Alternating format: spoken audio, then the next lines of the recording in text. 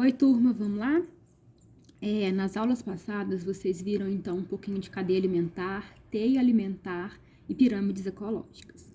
Ainda nessa matéria, nós vamos ver um problema causado por poluição chamado bioacumulação ou biomagnificação, né? O nome já é sugestivo, né, gente? Porque bio, vida. Acumulação, algo que vai ficar acumulado, que o corpo não elimina, né? Bom, o que então seria essa bioacumulação? Por definição, é o acúmulo de substâncias, geralmente tóxicas, não biodegradáveis no organismo dos seres vivos e geralmente ao longo da cadeia alimentar. Essas substâncias não biodegradáveis, gente, significa que o ambiente não consegue transformá-las em compostos aproveitáveis. Então, elas ficam por muitos anos no ambiente poluindo e causando algum dano, algum mal. Quais são essas substâncias? Em geral, nós conhecemos como metais pesados, que é o caso do mercúrio, chumbo, cádmio e um inseticida muito famoso chamado DDT, certo?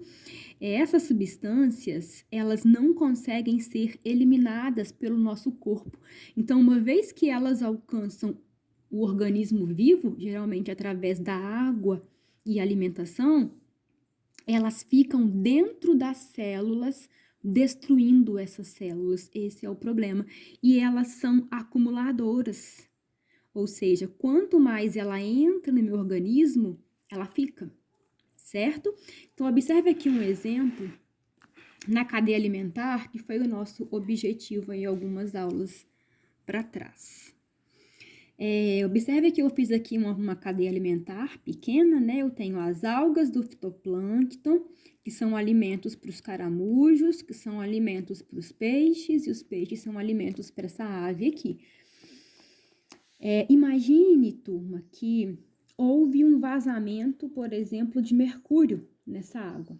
A gente sabe que mercúrio é um metal líquido, então esse mercúrio ele vai ser difundido e na água, e essas algas elas vão absorver o mercúrio. Então perceba que as algas elas estão cheias de mercúrio, elas absorveram esse mercúrio que estava ali diluído na água.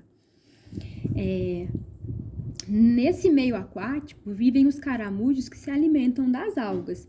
Então, esses caramujos, eles vão se alimentar das algas e a substância, o mercúrio, agora vai passar para o corpo do caramujo.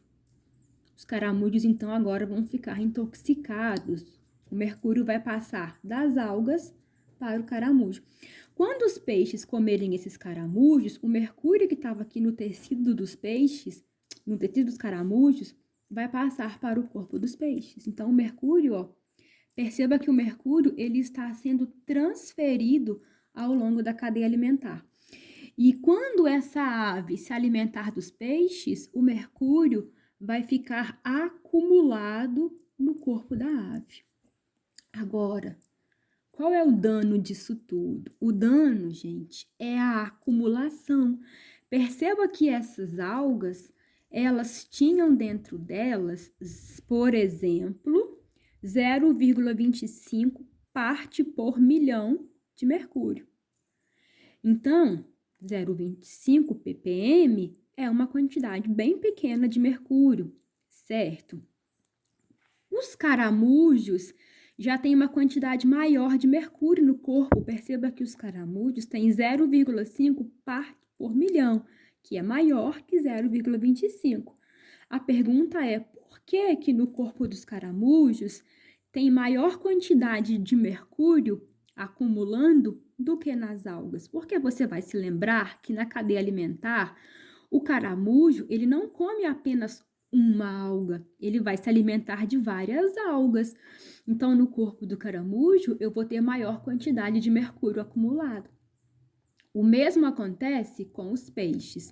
Quando os peixes se alimentarem desse mercúrio, Olha a quantidade de mercúrio dentro deles, 2 ppm, que é maior que meio. Por quê?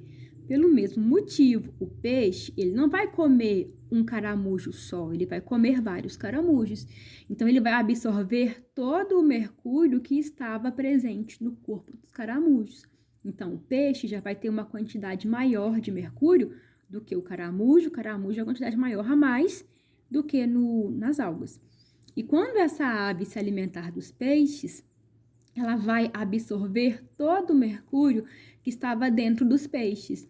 Perceba que dentro da ave tem 25 ppm de mercúrio, que é bem maior, muito maior do que 2 ppm que havia nos tecidos dos peixes. Ou seja, o que acontece com o mercúrio ao longo da cadeia alimentar?